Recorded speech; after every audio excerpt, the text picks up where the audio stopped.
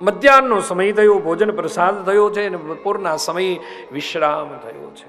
સાયંકાલના સમયે પુનઃ વિશ્વામિત્ર ઋષિને ધીરે રહી અને પછી રાજા દશરથે વિવેકપૂર્ણ સભાનતાપૂર્વક પૂછ્યું કે હે ઋષિવર્ય, આપનું આવવાનું આગમનનું કારણ શું છે? કેટલી મર્યાદા ગોસ્વામી તુલસીદાસજી મહારાજે માનસમાં કેટલી મર્યાદા બતાવી છે.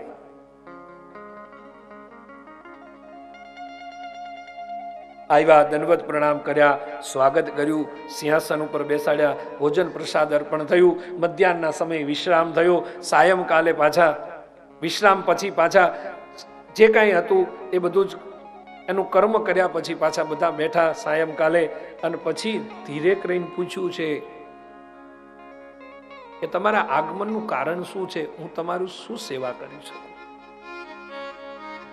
આપણે ત્યાં મહેમાનનો બહુ મોટો મહિમા છે, અતિથિનો બહુ મોટો મહિમા છે. આપણે ત્યાં સીધું સીધું એમ ના કહેવાય કે કેમ આવ્યા છો. હવે તો ક્યાં કઈ અતિથિ જેવું મહેમાન જેવું રહ્યું છે સાહેબ. પહેલા તો મહેમાન આવતા ત્યારે આમ કોઈ તારીખ તિથિ કઈ નક્કી ના હોય, કઈ ફોન નહીં, સીધા આવે એટલે બધા નાચવા લાગે. ઓહો, મહેમાન આવ્યા, મહેમાન એટલે ભગવાન આવ્યા એવું આમ લાગતું આમ આવે ત્યારે.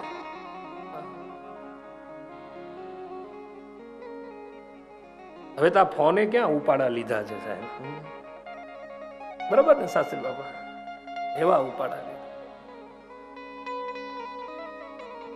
મહેમાન આપણને ફોન કરે કે અમે તમારા ઘરે મહેમાન ગતિ કરવા આવીએ છીએ, ત્યારે આપણે હરવે કરીને ફોનમાં એમ કહીએ છીએ કે અમે તો બીજે મહેમાન ગતિ કરવા જઈએ છીએ. આ બહુ પણ કાક બાપુ લખે કે મહેમાન આવે ત્યારે કેવી રીતે એને તું ધીરે ધીરે બોલવા દેજે. અને એક વસ્તુ યાદ રાખજો કે આપણા ઘરે કોક આવે છે ત્યારે એટલું યાદ રાખવાનું કે આપણા દિવસો સારા છે ત્યારે કોક આવે છે સાહેબ, બાકી તો કૂતરું ના આવે. અથવા તો આપણે જે આપણા ઘરે આવે છે એના કરતા કંઈક ઈશ્વરે આપણને વધારે આપ્યું છે માટે આપણા ઘરે કોક આવે છે. બાકી તો શેરીમાં કૂતર્યા ફરતા હોય એ ના આવે, એને ખબર છે કે અહીં જવાથી રોટલો ન મળે ધોકો જ મળે છે, એને ખબર છે. પણ કાક બાપુ લખે કેમ તમે આવ્યા છો એમ નામ કે જે. અમારે વિરમગામ એટલે અમારું સાધુ સમાજ, વૈષ્ણવ સાધુ સમાજના સૌ પ્રમુખશ્રીઓને ઉપપ્રમુખ ને બધા કમિટીના સભ્યો પધાર્યા છે. વ્યાસપીઠ આપકા સ્વાગત કરતી હશે, પ્રણામ કરતી હશે. અમારે કથાકાર શ્રી બાપજી પધાર્યા છે, સૌ સંતો પધાર્યા છે. સૌ સંતોનું સ્વાગત હે, સ્વાગત હે સાહેબ. પણ કાક બાપુની ભાષામાં આપનું સ્વાગત કરું છું સાહેબ. કેમ તમે આવ્યા છો એમ નામ કે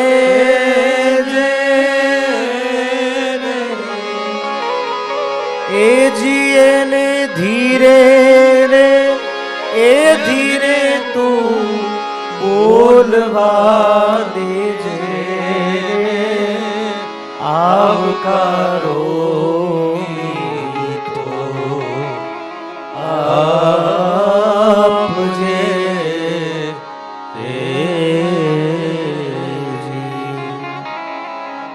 જી તારા આંગણિયા પૂછીને જે કોઈ આવે રે આવકારો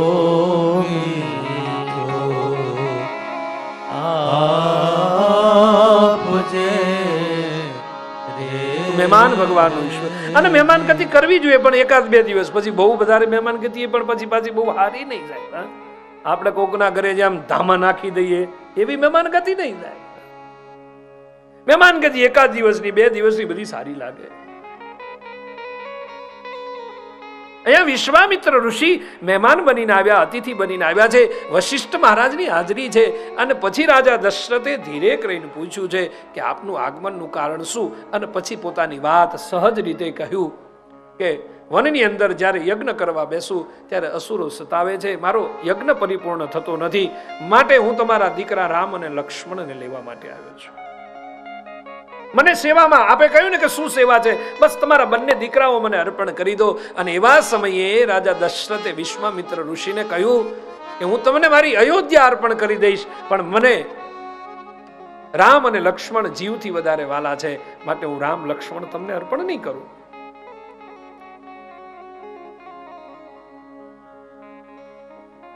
વિશ્વામિત્ર ઋષિ રામ લક્ષ્મણની માગણી કરે છે.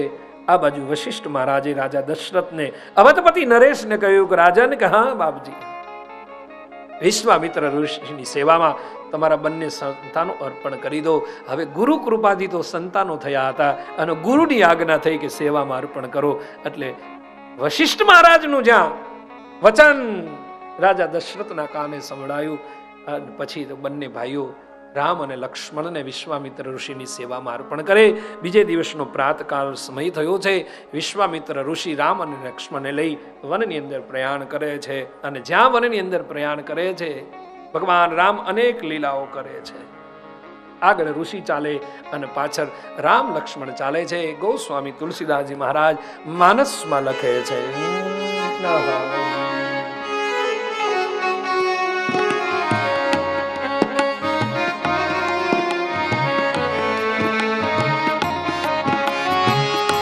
चले जात मुनि दीन दिखाई, चले जात मुनि दीन दिखाई, सुनी ताड़ का क्रोध करी राई, सुनी ताड़ का क्रोध કરી જ્યાં ભગવાન રામ લક્ષ્મણ અને વિશ્વામિત્ર ઋષિ વનની અંદર પ્રવેશ કરે છે, ત્યાં તો તાડકા અસુરી વૃત્તિ વિરાટ રૂપ લઈને આવે છે. અને જ્યાં સામેથી આવતી હતી આકાશ માર્ગથી, ત્યાં તો ભગવાન રામ અને લક્ષ્મણને વિશ્વામિત્ર ઋષિ કહે છે કે આ જ તાડકા છે જે મારા યજ્ઞને પરિપૂર્ણ થવા નથી દેતી. એના બે સંતાનો છે, મારીચ અને સુબાહુ, એ મારા યજ્ઞમાં વિક્ષેપ કરે છે. અને એ સમયે ભગવાન રામે પોતાના હાથમાં બાણ લીધું છે. અને જ્યાં બાણ લીધું અને તાડકા નજીક આવીને બાણ છૂટ્યું. બાબાજી માનસમાં લખે છે, સાહેબ, एक ही बाण प्राण हरि लीना, एक ही बाण प्राण हरि लीना, दिन जानी ते निज पद दीना, दिन जानी ते निज पद दीना, दिन जानी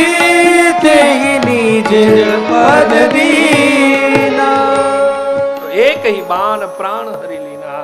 જ્યાં તાડકા આવી, ક્રોધ કરતી આવી, આવેશમાં આવી, ત્યાં તો એક જ બાણ લગાવ્યું અને પછી એને પરમ ગતિ આપી છે. રામની પાસે તમે અસુર વૃત્તિથી જાઓ તોય પરમ ગતિ મળી જાય, સંત વૃત્તિથી જાઓ તોય પરમ ગતિ મળી જાય, મનુષ્યના રૂપમાં જાઓ તોય પરમ ગતિ મળી જાય. બાણ વાગવું જોઈએ, કાં ભજનનું વાગવું જોઈએ, કાં નેત્રનું વાગવું જોઈએ, જે વાગવું એ પણ રામનું બાણ. અમારે દિવાળી બેન ભીલ અત્યારે તો શરીર છે નહીં, પણ વર્ષો પહેલા એક લોકગીત બહુ સુંદર ગાતા, જેને જેને રામનું બાણ વાગી ગયું એનું જીવન બેડો પાર. પછી એ રાવણ હોય તો એ બેડો પાર છે, ગમે એ જીવ હોય એને રામનું બાણ, કોઈને વચનનું બાણ વાગે, કોઈને નેત્રનું બાણ વાગે છે, કોઈને ક્રિયાનું, સબરીને નવદા ભક્તિનું બાણ વાગી ગયું છે. અને એ દિવાળી બેન ભીલ અત્યારે શરીરથી નથી, પણ આપણે લોક ગાયિકા, સુંદર મર્યાદાનું સ્વરૂપ જ્યારે ગાય ત્યારે એક ભજન, એનું લોકગીત મને બહુ ગમે. એ બહુ સુંદર રીતે ગાતા. શું ગાતા સાહેબ?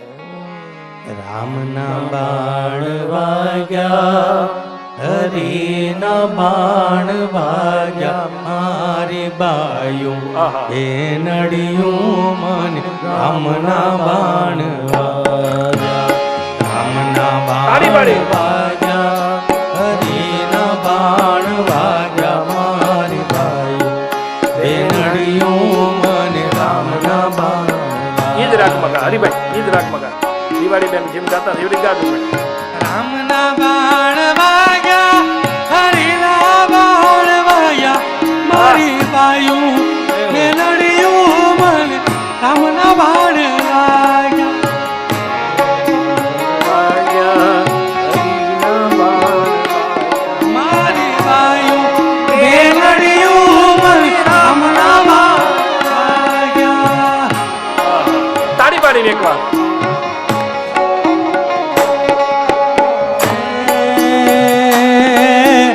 રામના વાવેલ તુંબડા જી રામના વાવેલ તુંબડા હરિના વાવેલ તુંબડા મારી ભાઈ એ નડિયું મને રામના બાણ વાગ્યા રામના બાણ વાગ્યા હરિના બાણ વાગ્યા મારી ભાઈ બેનડિયું મને રામના બાણ વાગ્યા નથડી ઉપર ટીલડી મારી ટીલડી લઈને જાય નથડી ઉપર ટીલડી મારી ટીલડી લઈને જાય મારી ભાઈ બેનડિયું મને રામના બાણ વાગ્યા મારી ભાઈ બેનડિયું મને રામના બાણ વાગ્યા રામના બાણ વાગ્યા હરિના બાણ વાગ્યા મારી ભાઈ બેનડિયું મને રામના બાણ હરિના બાણ રામના બાણ વાગ્યા. તો બાણ રામનું કઈ વચનથી વાગવું જોઈએ, કંઈક કર્મથી વાગવું જોઈએ, કંઈક ભજનથી વાગવું જોઈએ, પણ વાગવું જોઈએ સાહેબ. અને આ લોકગીતો કેવા સુંદર હતા. મને તો આ બધું વિસરાઈ રહ્યું છે, પણ હજુ પડ્યું છે. આમ ગાઈએ ત્યારે આનંદ આવે, બહુ આનંદ આવે. એ વાગ્યા વચનના એટલે બહુ મને આનંદ થાય, બહુ મને મોજ આવે, મને બહુ આનંદ આવે આ બધું જ્યારે આ છોકરાઓ ગાય ત્યારે. તમને આમ ના તો ગ્રામ્ય વિસ્તાર છે, આમ મજા આવે. બધું જૂનું બારોટજી બહુ જૂનું. મને તો આવા ગીતો ઓલું ભલારોમ મોરી રામા ભલારોમ મોરી રામા તો મને બહુ ગમતું સાહેબ. હા, એ તો બધા આમ સરસ. તમને ગમતું તો નહીં બધા અહીં ગાય બધા? હા, કરશનભાઈ ગયા ગાય કે નહીં બધા? બારોટજી ગાય બાપુ પેલું ભલા મોરી રામા બધાને ખબર? સાહેબ સાહેબ સાહેબ સોલંકી સાહેબ, ડીડી સાહેબ, આ ભલા મોરી રામા વાળું આમ બધાને પેલા નાટકો થતા ને, પેલા આપણે રાત્રિના સમયે જયારે રામા મંડળ રમાતા, અને પછી એ જે રામા મંડળ રમાઈને જે આમ મોજ હતી બાપુ શાસ્ત્રી બાપા, આપને તો ખબર જે આનંદ આવતો હતો, કેવો આનંદ આવે ખબર. અને એ જે આમાં એ આવે ને આપણને એમ લાગે આ સાચો રાવણ આવ્યો, બે ચારને ઉડાડી ન દે થારું, આમ એવો પટમાં આવે, એવી રીતે આવે. એ રામા મંડળમાં જે થતું થવા દે ભાઈ. હવે ગાઈ જ નાખે કાદી પંક્તિ ગાય ને મજા તાળી પાડી તાળી પાડી જય હો. ભલા મોરી રામા ભલા તારી રામા ભલા મોરી રામા ભલા તારી રામા ભલા મોરી રામા ભલા મોરી રામા ભલા મોરી રામા ભલા મોરી રામા. એ ભાઈ ભાઈ ભાઈ ભાઈ ભલા મોરી રામા ભલા તારી રામા ભલા મોરી રામા ભલા તારી રામા ભલા મોરી રામા ભલા તારી રામા ભલા મોરી રામા ભલા તારી રામા. એ આજ આનંદ આજ ઉસરાગ આજ નૈનો માને ને હરે આજ આનંદ આજ ઉસરાગ આજ નૈનો ને હરે સખી અમારા આંગણે આજ કંચન વર્ષા મે ભલા મારી રામા ભલા મારી રામા ભલા મારી રામા. એ ભલા મોરી રામા ભલા તારી રામા ભલા મોરી રામા ભલા તારી રામા. એ તેરા ગુણ પ્યારા રામ તેરા ગુણ પ્યારા તેરા ગુણ પ્યારા. એ ભલા મોરી રામા ભલા મારી રામા ભલા મોરી રામા હે ભલા મોરી રામા ભલા મોરી રામા ભલા તારી રામા ભલા મોરી રામા ભલા મોરી રામા. તો આપણી જે સંસ્કૃતિ હતી, દિવ્ય સંસ્કૃતિ, ગ્રામ્ય સંસ્કૃતિ, એ બહુ સરસ, બહુ આમ ગમે. પછી તો બધી હમણાં આ કોરોના આવ્યો ને ત્યારે બધાને ખબર પડી કે રામ કોણ છે સાહેબ. બાપુ કોરોના વખતે બધાને ખબર પડી, જે નતા રામ રામ બોલતા ને એ રામ રામ બોલવા માંડ્યા હતા. હા, માસ્ક લગાવીને બોલતા હતા, પણ બોલતા તો ખરા જ તે. એવા કોરોના બધે ખબર પડી. કેવા બધા ઘરમાં રહેતા હતા. તમે ખબર નહીં બાપુ ક્યાંથી આવ્યું ક્યાં જતું રહ્યું, ખબર જ ના પડી ગઈ. કઈ ખબર ના પડી. લગ્નની વખતે પ્રતિજ્ઞા લીધી હતી કે તારા ડગલે ડગલે ચાલીશ, એ પ્રતિજ્ઞા હોય તૂટી ગઈ. કોઈ સામે જોવા તૈયાર નતું. તમે જુઓ કોઈ નહીં થાય, બધું તૂટી ગયું છે. આનું નામ જ ઈશ્વર છે, આનું નામ જ બ્રહ્મ છે, આનું નામ જ નારાયણ છે. મને તમને સંકેત કરે છે. ઘણા જીવ ગયા, ઘણા પરમ ધામને પામ્યા, પણ આપણને નજીક બેસતા ઉઠતા કરી દીધા. બહુ સરસ.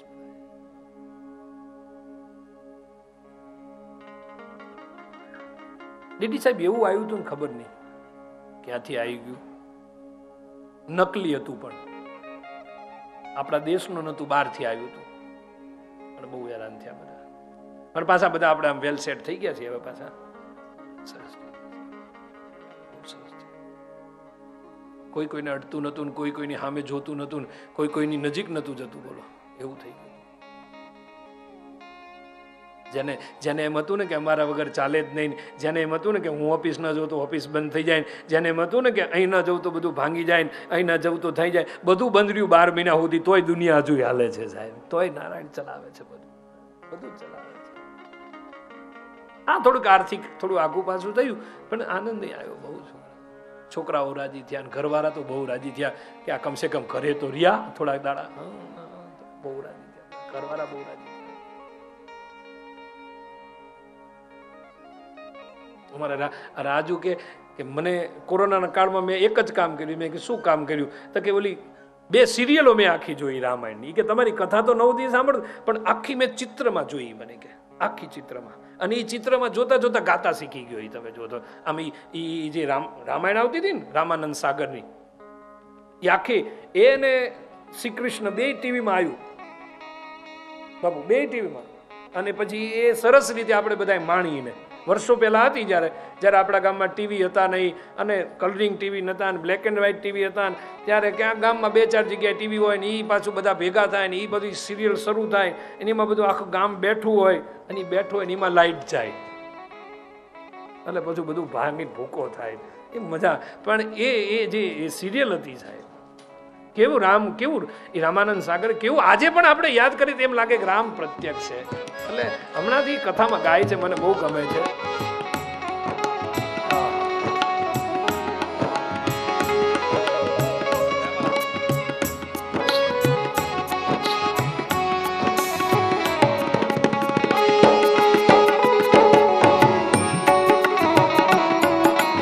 જય શ્રી રામ. हम कथा सुनाते राम सकल गुण धाम की, हम कथा सुनाते राम सकल गुण धाम की. ये रामायण है पुण्य कथा श्री राम, ये रामायण है कथा श्री राम की. हम कथा सुनाते राम सकल गुण धाम की, हम कथा सुनाते राम सकल गुण धाम की. ये रामायण है पुण्य कथा श्री राम, ये रामायण है पुण्य कथा श्री राम की.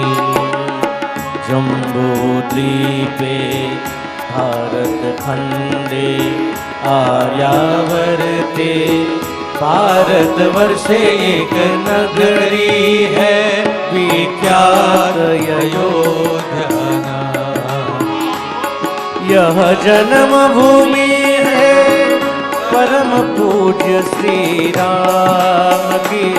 हम कथा सुनाते राम सकल गुण धाम की. ये रामायण है पुण्य कथा श्री राम की. ये रामायण है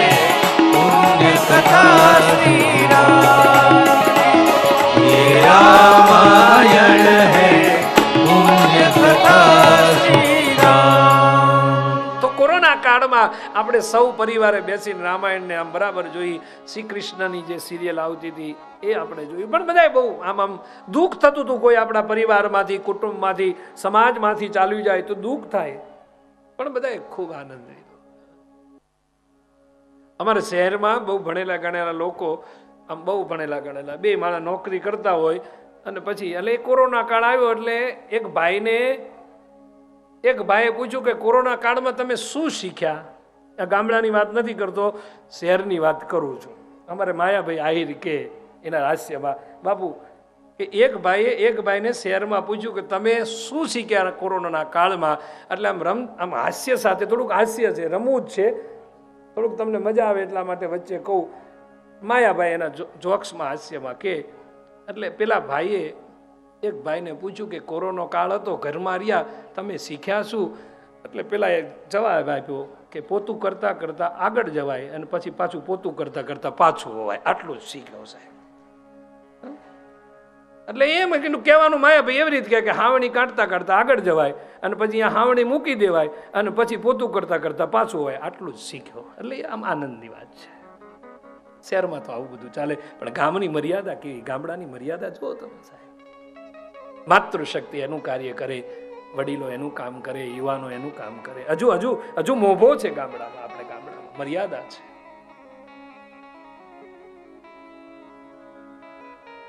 તો ભગવાન રામે એક હિ બાન પ્રાણ હરી લીના, તાડકાને પરમ ગતિ આપી છે. અને પછી તો વિશ્વામિત્ર ઋષિના આશ્રમમાં પહોંચ્યા છે. યજ્ઞનો પ્રારંભ થયો, આકાશમાં ધુમાડા આમ પ્રગટ થયા છે. અને એવા સમયે મારીચ અને સુબાહુ આવે છે. પરમ ઋષિ જ્યારે યજ્ઞ કરી રહ્યા હતા અને એવા સમયે મારીચ અને સુબાહુ આવ્યા છે.